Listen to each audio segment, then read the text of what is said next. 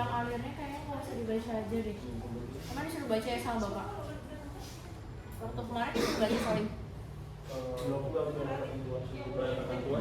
Soalnya banyak banget, saya capek nungguinnya tadi.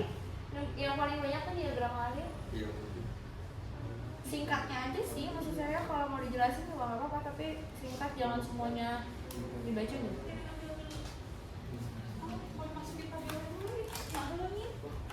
Kenapa? Model apa? Yang untuk bab 4, Bu. Lah, Udah semua tadi, Bu. Karena tadi internetnya tak habis, Bu, di tengah jalan pas ngedit. lah, berarti nggak ke-save ya? Iya. 5 tapi ada contoh. 5 gambar. Kalau contohnya dulu nggak waktu apa cara tabel dulu? Ya udah lanjut aja dulu, Iwan. Kalau contoh apa? Emang fokus dulu kan? Kulitin. Nggak bisa yang Lanjut dulu kan. Yang penting ada contoh Excelnya nanti. So, hitungin berapa ini? Kalau ada laptop satu lagi, kan bisa ya sambil ini. Bisa nggak sih sambil presentasi sambil edit? Keluarin terus kelas lain lagi. Oh gitu. Tepat ya? Ya adalah. Yang pertama siapa?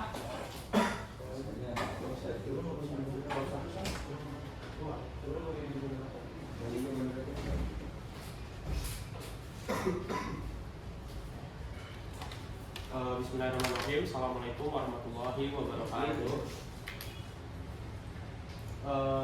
Di sini kami dari kelompok 5 akan mempresentasikan hasil kerja kami, di mana kami akan setelah melakukan suatu pengukuran kerangka dasar horizontal metode poligon, di mana kami sebelumnya berterima kasih terlebih dahulu kepada dosen penanggung jawab mata kuliah CE 329 Survei dan Pemetaan, yakni Bapak Dr. Insinyur Dr. Andes Haji Iskandar Muda Purwa Abidjaya MTek. Selanjutnya ini ada anggota kelompok kami, di mana saya sendiri adalah Salim Abdul Hakim, lalu ada Muhammad Kurniawan, Muhammad Raihan, Muhammad Dimas Lukman, Dina Salsabila, dan Amanda Paraisa Karmarini. Untuk pembahasan dari bab 1 pendahuluan akan disampaikan oleh Dimas Lukman. Pada Dimas Lukman, saya persilakan.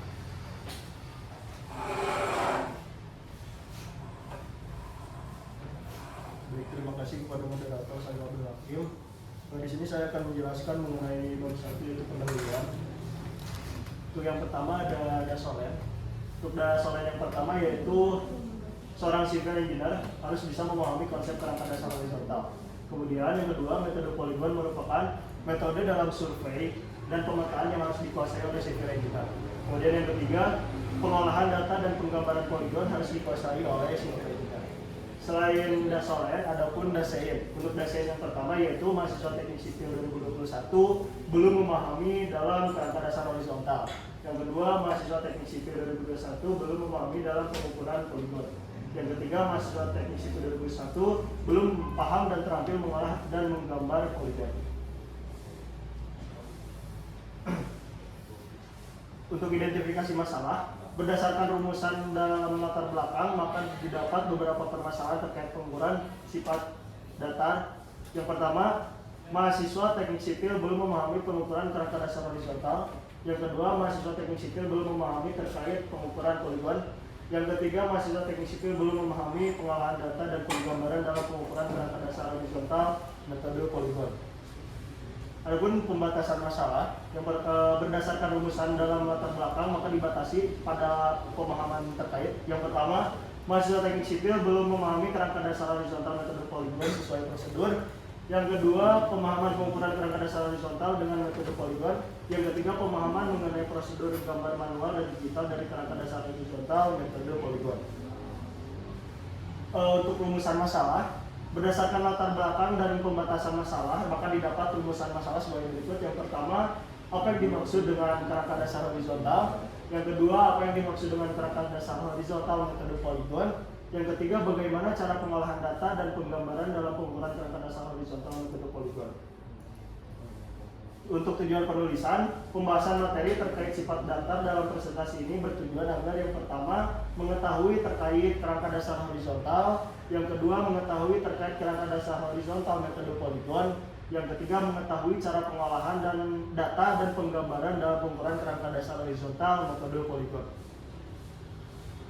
Untuk berikutnya saya kembalikan kepada moderator. Terima kasih. Baik, untuk pembahasan selanjutnya yakni mengenai bab 2 kajian pustaka, di mana akan disampaikan oleh saya sendiri. Yang pertama yakni ada bahasan mengenai kerangka dasar horizontal, di mana menurut Apriliani tahun 2019, kerangka dasar horizontal merupakan istilah terkait sekumpulan titik yang telah diketahui koordinatnya terhadap rujukan bidang tertentu. Sistem koordinat di sini adalah sistem koordinat kartesian, di mana bidang datarnya merupakan sebagian kecil dari permukaan ellipsoide bumi. Lalu kerangka dasar horizontal adalah kumpulan titik-titik yang telah diketahui atau ditentukan posisi horizontalnya berupa koordinat. Yang kedua ini mengenai metode poligon, di mana metode poligon adalah salah satu cara penentuan posisi horizontal banyak titik. Tujuan pengukuran poligon adalah sebagai penentuan kerangka dasar pemetaan yang memiliki titik-titik, di mana titik tersebut mempunyai sebuah koordinat x dan y. Tujuan poligon untuk menentukan koordinat titik-titik ikat atau kontrol pengukuran. Lalu metode ini juga sering digunakan karena sifatnya yang fleksibel dan kesederhanaan lingkungannya. Fleksibel dalam arti bahwa poligon dapat mengikuti berbagai bentuk medan pengukuran, mulai dari yang paling sederhana, misalnya bentuk segitiga, sampai bentuk kompleks, misalnya segi n dengan variasi loop. Untuk metode poligon sendiri mempunyai syarat, di mana syarat di sini ada syarat sudut sigma beta u ditambah fs sama dengan alfa akhir dikurangi alfa awal ditambah n dikali 180 derajat. Dan yang syarat kedua adalah syarat apsis dan ordinat, di mana sigma d sin alfa ditambah fx sama dengan x akhir dikurangi s awal, sigma d cos alfa ditambah fj sama dengan y akhir dikurangi y awal. Catatan, n dapat berharga n plus 2, n min 2, n plus 1, dan n min 1 tergantung dari sudut dalam satu sudut luar yang diukur dan faktor formulasi besaran azimut awal dan azimut akhir. Ada beberapa jenis poligon KDH, di mana menurut Kusumawati jenis-jenis poligon ini terbagi menjadi dua bagian, yakni yang pertama poligon terbuka dan yang kedua poligon tertutup. Poligon terbuka ini memiliki karakteristik yaitu titik awal dan akhir pengukuran tidak sama. Pengukuran poligon terbuka memerlukan pengulangan untuk mencegah terjadinya kesalahan-kesalahan, dan poligon terbuka terbagi menjadi poligon tidak terikat, poligon terikat sebagian, terikat sempurna. Poligon terikat sebagian terbagi menjadi poligon terikat sebagian koordinat dan poligon terikat sebagian azimut. Lalu poligon tertutup merupakan metode pengukuran di mana garis-garis kembali ke titik awal, jadi membentuk segi banyak yang tertutup secara matematis dan geometris sehingga memiliki ketelitian yang sama atau lebih besar dari ketelitian awal. Poligon tertutup memberikan pengecekan pada sudut-sudut dan jarak-jarak tertentu, suatu pertimbangan yang sangat penting. Poligon tertutup dipakai secara luas dalam pengukuran titik kontrol, konstruksi, kepemilikan tanah, dan topografi. Lalu dalam pengolahan data poligon dapat menggunakan dua metode ini, yakni metode Bodice dan juga metode transit. Pengolahan data menggunakan metode Bodice ini dapat diselesaikan dengan diketahui terdiri dari atas nomor titik koordinat awal x1 y1 z1, azimut awal alfa 12, jarak, sudut, beda tinggi, dan n atau banyaknya titik poligon. Sedangkan yang akan dicari adalah koordinat x, y, z dari titik-titik yang lain. Metode Bodice adalah metode koreksi aksis dan ordinat pada pengukuran poligon, yang bobotnya adalah perbandingan antara jarak resultante terhadap total jarak resultante. Lalu selanjutnya ada metode transit, di mana pengukuran poligon juga merupakan metode perhitungan ini merupakan salah satu metode perhitungan yang digunakan dalam pengukuran poligon. Pada metode ini membuat koreksi aksis atau ordinat diperoleh jarak pada arah aksis dibandingkan dengan total jarak pada arah aksis atau ordinat. Lalu apa sih perbedaannya kedua metode ini? Perhitungan memiliki perbedaan. Perbedaan dasar antara keduanya dapat terlihat pada cara perhitungannya. pada metode Bodic, bobot koreksi absis dan ordinat diperoleh dari perbandingan jarak resultante dengan total jarak pengukuran poligon. Sedangkan pada metode transit, bobot koreksi absis atau ordinat diperoleh jarak pada arah absis dibandingkan dengan total jarak pada arah absis atau ordinat. Selanjutnya ada bab 3 tentang metodologi akan disampaikan oleh Raihan. Kepada Raihan saya silakan.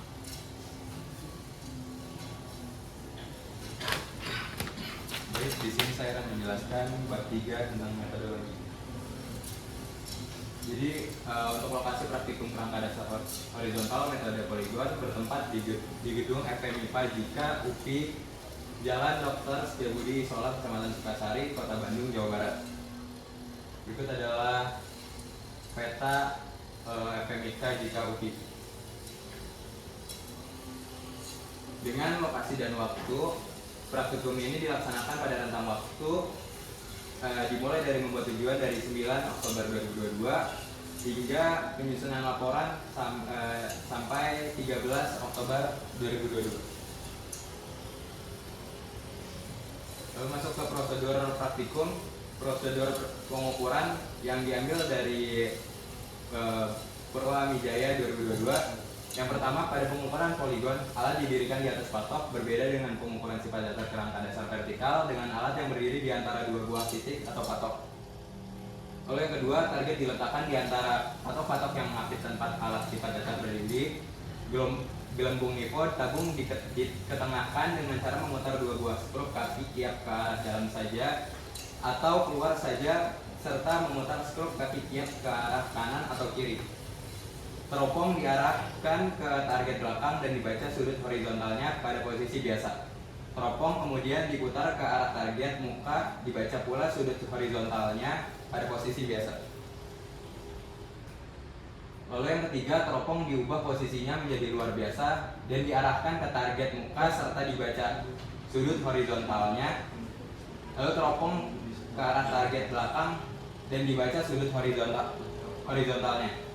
Lalu yang keempat, periksa pembacaan sudut dengan pengontrolan pembacaan dengan rumus pembacaan sudut luar biasa dikurangi pembacaan sudut biasa, atau sama dengan kontrol sama dengan sudut luar biasa dikurang sudut biasa sama dengan min 1 derajat kurang dari 0 kurang dari 1 derajat.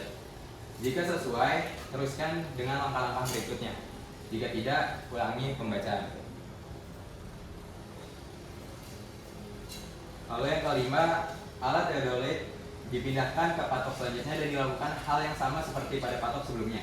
Pengukuran dilanjutkan sampai seluruh patok didirikan alat theodolite. Lalu yang keenam, data diperoleh dari lapangan kemudian diolah secara manual atau tabularis dengan menggunakan bantuan teknologi seperti Excel atau XPS. Pengolahan data poligon dapat diselesaikan dengan metode Bodic atau transit. Pada metode Bodic, bobot koreksi absis dan ordinat diperoleh dari perbandingan jarak resultan dengan total jarak pengukuran poligon. Sedangkan pada metode transit, bobot koreksi absis atau ordinat diperoleh jarak pada arah absis dibandingkan dengan total jarak pada arah absis atau ordinat. Lalu yang terakhir, yaitu ketujuh, pengukuran poligon kerangka dasar horizontal selesai. Hasil yang diperoleh dari praktik pengukuran poligon di lapangan adalah koordinat titik-titik yang diukur sebagai titik-titik ikat untuk keperluan penggambaran titik-titik detail dalam pemetaan. Lalu masuk ke prosedur pengolahan, yaitu metode Bodic. Yang pertama, menghitung syarat 1 dengan rumus alfa awal dikurang alfa akhir sama dengan sigma beta dikurang n dikurang 2 dikali 140 derajat ditambah f beta. Lalu yang kedua, lalu mencari fb koreksi dengan rumus beta 1 ditambah f beta per n. Yang ketiga, mencari A koreksi dengan rumus alfa 12 sama dengan alfa awal, lalu alfa 23 sama dengan alfa 1 dikurang beta 1 ditambah 180, atau alfa n sama dengan alfa n dikurang beta n tambah 180. Lalu yang keempat, menghitung syarat 2 atau syarat absis dengan rumus sigma delta X sama dengan D sin alpha. Lalu kelima, menghitung syarat 3 atau syarat koordinat dengan rumus sigma delta Y dikurang delta D cos alpha. Lalu yang keenam, menghitung bobot dengan rumus bobot sama dengan D1 per sigma D dengan catatan jumlah bobot atau sigma bobot sama dengan 1. Lalu yang ketujuh, menghitung koreksi dengan rumus koreksi delta xn sama dengan bobot n dikali sigma delta x. Lalu yang ke-8, menghitung koreksi dengan rumus koreksi delta yn atau sama dengan bobot n dikali sigma delta y. Yang ke-9, menghitung setelah koreksi dengan rumus setelah koreksi delta xn sama dengan delta xn ditambah koreksi delta xn.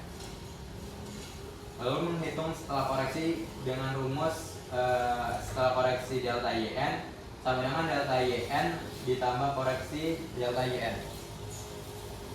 Yang ke-11, menghitung koordinat x dan y dengan rumus x sama dengan x awal tambah setelah koreksi. Lalu yang y sama dengan y awal ditambah setelah koreksi dengan catatan x awal sama dengan x akhir. Lalu y awal sama dengan y akhir. Lalu dilanjut dengan metode transit dengan cara yang pertama, menghitung syarat 1 dengan rumus alfa awal dikurang alfa akhir sama dengan sigma beta dikurang n dikurang 2 dikali 180 derajat ditambah f beta. Yang kedua, lalu mencari b koreksi dengan rumus beta 1 ditambah f beta per n. Lalu yang ketiga, mencari a koreksi dengan rumus alfa awal sama dengan alfa 1 sama dengan alfa awal, atau an sama dengan an alfa n dikurang beta n ditambah 180. Lalu yang keempat, menghitung syarat 2 atau syarat absis dengan rumus sigma delta x sama dengan d sin alpha. Lalu lalu yang kelima, menghitung syarat ketiga yaitu syarat ordinat dengan rumus sigma delta y sama dengan d cos alpha. Lalu yang keenam, menghitung bobot delta x dengan rumus bobot sama dengan dn sin alpha per sigma d dikali sin alpha dengan catatan jumlah bobot yaitu 1. Dengan selanjutnya yang ketujuh, menghitung bobot delta y dengan rumus bobot sama dengan delta n dikali cos alpha per sigma d dikali cos alpha dengan jumlah bobot atau sigma bobot adalah 1. Lalu yang ke-11 adalah menghitung delta x koreksi dengan rumus koreksi delta xn sama dengan bobot n dikali sigma delta x. Lalu menghitung delta y koreksi dengan rumus setelah koreksi delta xn ditambah koreksi delta xn.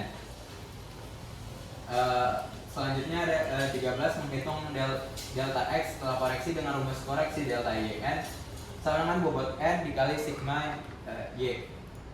Selanjutnya nomor 14, menghitung delta y setelah koreksi dengan rumus setelah koreksi delta yn sama dengan delta yn ditambah koreksi delta y.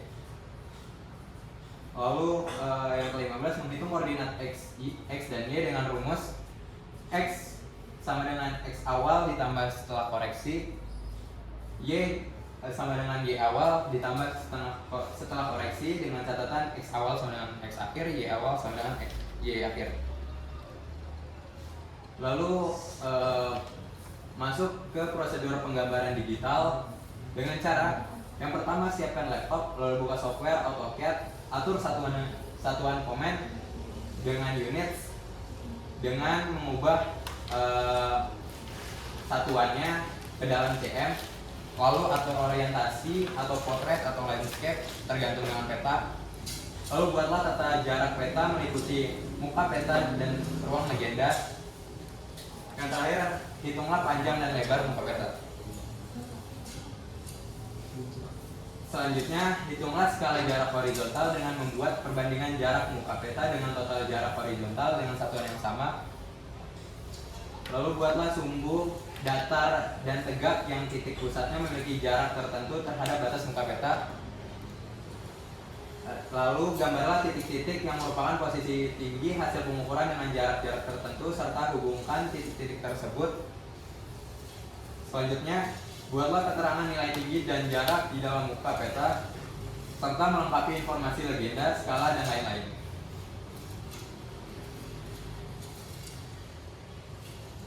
Lalu di sini dilanjut lagi dengan prosedur penggambaran manual, yaitu dengan cara yang pertama siapkan kertas milimeter block ukuran A3 dan alat tulis seperti pulpen, pensil penghapus penggaris, dan lain-lain. Lalu atur orientasi kertas tergantung peta, bisa potret atau landscape. Lalu buat tata jarak peta meliputi muka peta dan ruang legenda atau etiket. Hitunglah panjang dan lebar muka peta. Lalu yang kelima adalah hitunglah skala jarak horizontal dengan membuat perbandingan jarak muka peta dengan total jarak horizontal dengan satuan yang sama. Yang keenam, buatlah sumbu datar dan tegak yang titik pusatnya memiliki jarak tertentu terhadap batas muka peta. Yang ketujuh, gambarlah titik-titik yang merupakan posisi tertinggi hasil pengukuran dengan jarak-jarak tertentu serta hubungkan titik-titik tersebut. Lalu yang ke-8, buatlah keterangan nilai tinggi dan jarak di dalam muka peta serta melengkapi informasi legenda, skala, dan lain-lain. Lalu masuk ke metode penulisan. Penelitian ini menggunakan pendekatan kuantitatif, yaitu penelitian yang menekankan analisisnya pada data-data numerikal atau angka yang diolah dengan metode statistika. Pada dasarnya, pendekatan kuantitatif dilakukan pada penelitian inferensial atau dalam rangka pengujian hipotesis dan menyandarkan kesimpulan hasilnya pada suatu probabilitas kesalahan penolakan hipotesis nihil. Berikut adalah kerangka berpikir dari kelompok kami. Selanjutnya ada diagram alir dari kelompok kami. Baik, untuk selanjutnya saya serahkan kembali kepada moderator.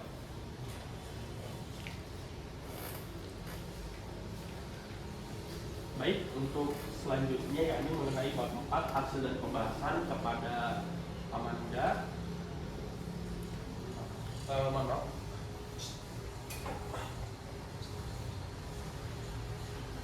Ya. Selanjutnya kepada Amanda Kurniawan dan nanti saya sendiri akan menyampaikan mengenai bab ini. Silakan untuk Amanda sendiri. Selanjutnya adalah bab 4 yaitu hasil dan pembahasan.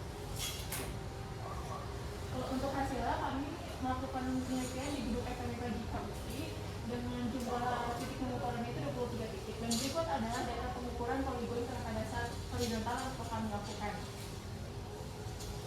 Lalu untuk pembahasannya, pengolahan data itu terdapat dua metode, yaitu metode Bowditch dan juga metode Ramsey.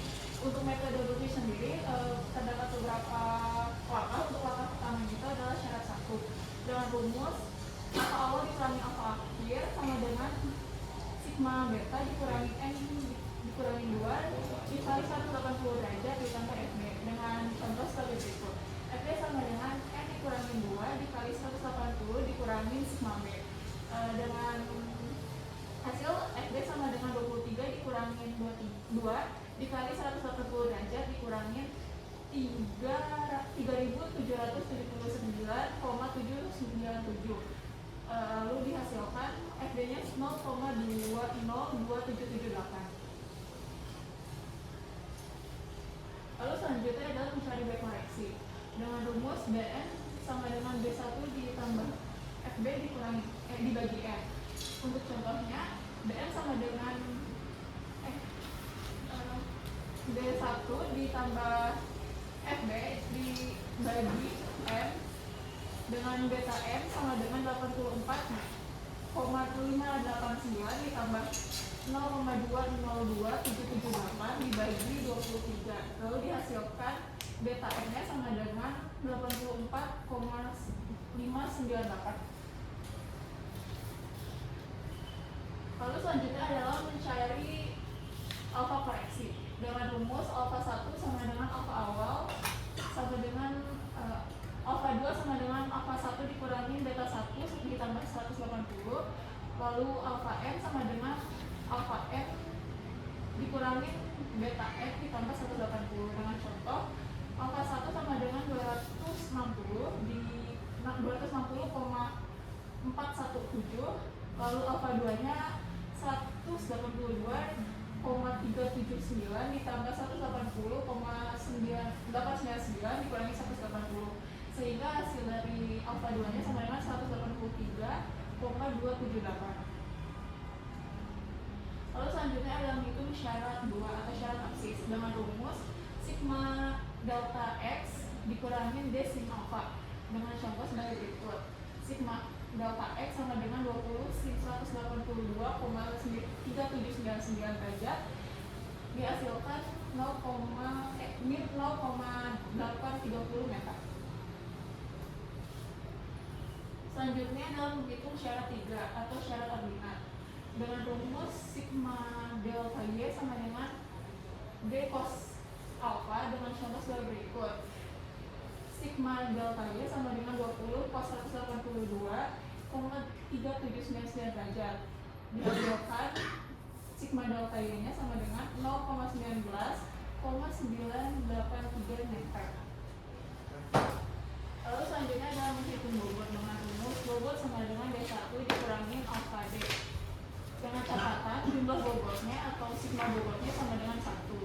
Contohnya, bobot sama dengan D1 dikurangi alfa D, sigma D, yaitu 20 dibagi 418,6 dihasilkan 0,04778. Lalu selanjutnya adalah menghitung delta x koreksi dengan rumus koreksi delta xn sama dengan bobot n dikali sigma delta x. Contohnya adalah bobot sama dengan 0,047778309. Lalu delta x sigma delta x sama dengan min 35,011. Untuk jawabannya, koreksi delta xn sama dengan bobot n dikali sigma delta x sama dengan 0,04777809 dikali min 35,011, sehingga dihasilkan 1,673. Lalu selanjutnya adalah menghitung delta y koreksi dengan rumus koreksi delta yn sama dengan bobot n dikali sigma delta y. Untuk contohnya, bobot sama dengan 0,047778309.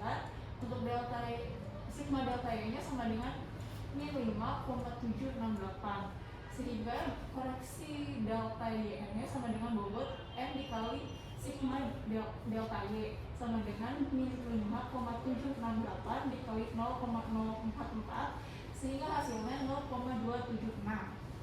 Lalu selanjutnya akan dibahas oleh saya.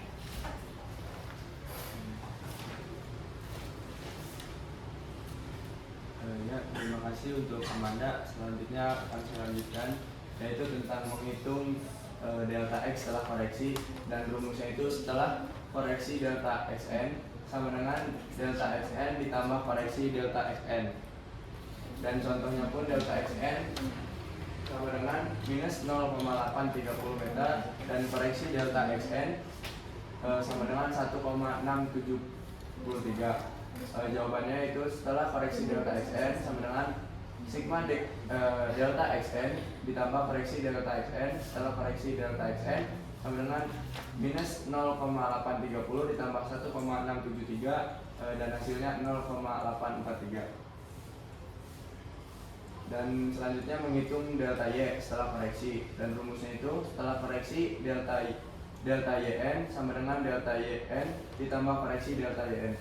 Dan contohnya delta yn nya yaitu minus 19,983 meter dan koreksi delta y nya sama dengan 0,276 meter, dan kita mencari setelah koreksi delta yn nya, yaitu delta yn nya minus 19,983 ditambah 0,276 dan hasilnya minus 19,707. Selanjutnya menghitung koordinat X dan Y, yaitu rumusnya X sama dengan X awal ditambah setelah koreksi delta Xn, dan Y sama dengan Y awal ditambah setelah koreksi delta Yn. Catatannya yaitu X awal sama dengan X akhir, Y awal sama dengan Y akhir. Dan contohnya X nya yaitu 7,786188,6100 ditambah 0,843, dan hasilnya yaitu 786.189,4525 itu untuk X, dan untuk Y nya 9240835,5310 ditambah minus 19,707, dan hasil Y nya 9240815,8238. Selanjutnya itu untuk metode transit, syarat 1 yaitu alfa awal dikurangi alfa akhir sama dengan sigma beta dikurangi n dikurangi 2 dikali 180 derajat ditambah fp beta. Contohnya yaitu 81,66 dikurang 155,83 sama dengan 2339,7875 dikurangi 15 kurang 2 dikali 180 derajat ditambah 0,2125. Dan yang pertama untuk mencari beta, koreksi dengan rumus Bn sama dengan B1 ditambah F beta dikurangi N, dan hasilnya itu 84.600. Yang kedua, mencari alfa koreksi dengan rumus. Rumusnya itu alfa 1 sama dengan alfa kiri dikurangi B1 koreksi, dan untuk alfa 2 sama dengan alfa 1 dikurangi B2 ditambah 180 derajat. Dan contohnya alfa 1 182,38 dikurangi 84589, dan hasilnya 97,79 itu untuk alfa 1. Dan untuk alfa 2 97,79 dikurangi 180,890 ditambah 180, dan hasil untuk alfa 2 yaitu 96,9. Terus yang syarat kedua yaitu sigma delta X sama dengan D sin alfa. Untuk contohnya yaitu sigma delta X sama dengan D sin alfa. Sigma delta X sendiri itu 19,983, dan untuk D sin alfa yaitu 0,830. Yang syarat ketiga untuk syarat ordinat sigma delta Y sama dengan D cos alfa. Contohnya untuk sigma delta Y nya yaitu 0,830 dan D cos alfanya 19,983. Terus menghitung bobot dx dengan rumus yaitu bobot sama dengan dn sin alfa dibagi sigma d sin alfa. Catatannya yaitu jumlah bobot yaitu atau sigma bobot sama dengan 1. Untuk contohnya bobot 1 sama dengan 19,3 sin 81,644 dibagi 265 sin 81,644, dan hasilnya itu 0,072830,189. Selanjutnya menghitung bobot DY dengan rumusnya masih sama, cuman bentukannya berbeda. Yaitu bobot satunya 19,3 cos 81,644 dibagi 265 cos 81,644, dan hasilnya 0,072830,189. Dan selanjutnya menghitung dx, koreksi dengan rumus. Rumusnya yaitu koreksi delta xn sama dengan bobot delta xn dikali sigma delta x. Dan untuk contohnya yaitu koreksi delta x1 sama dengan 0,7283 dikali 0,067, dan hasilnya 0,00487. Selanjutnya menghitung dy, koreksi dengan rumus. Contoh rumusnya yaitu koreksi delta yn sama dengan bobot delta yn dikali sigma delta y. Contohnya koreksi delta y1 sama dengan 0,0728 dikali 0,584, dan hasilnya 0,426. Selanjutnya akan dilanjutkan oleh rekan saya.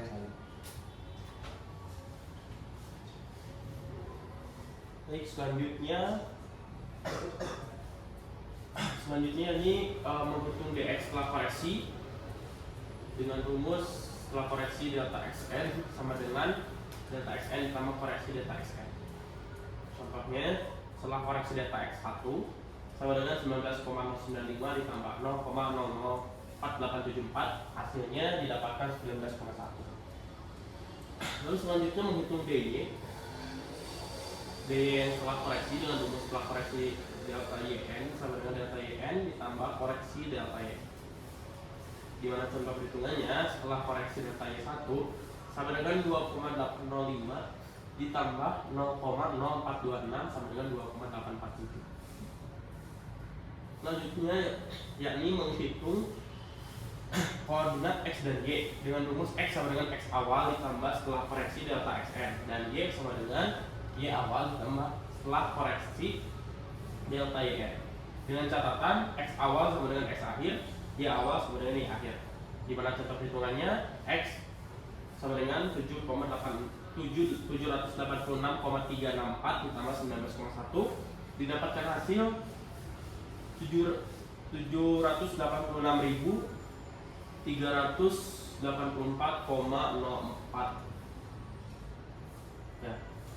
Lalu selanjutnya y sama dengan 9.240.907,42 ditambah 2,847, didapatkan hasil 9.240.910,267. Ini merupakan penggambaran secara digital metode Bowditch seperti ini.